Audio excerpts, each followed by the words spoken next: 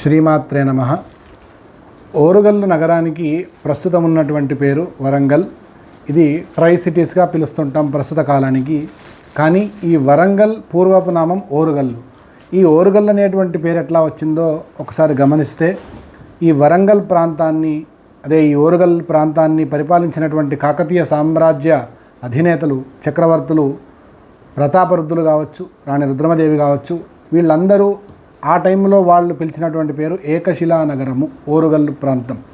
ఏకశిలా నగరం అంటే ఈ ప్రాంతానికి సంబంధించినటువంటి దేవాలయాలు, కట్టడాలన్నీ ఒకే శిలపై నిర్మాణం చేస్తూ కాకతీయ తోరణం లాంటివి మనకెప్పుడు గుర్తు చేస్తూ ఉంటాయి. కాకతీయుల సామ్రాజ్యం కంటే ముందు పరిపాలించిన వాళ్ళు రెండవ పులకేసి.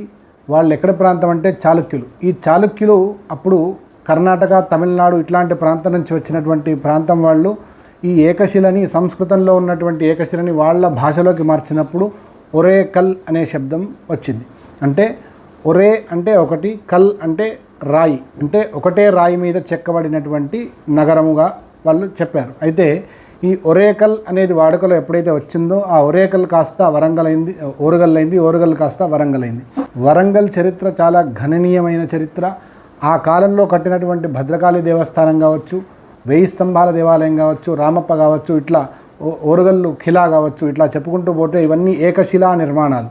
ఈ ఏకశిలా నగరంలోని ఏకశిలా నిర్మాణాల వల్ల వచ్చినటువంటి పేరు ఏకశిలా నగరము. శ్రీమాత్రే నమః.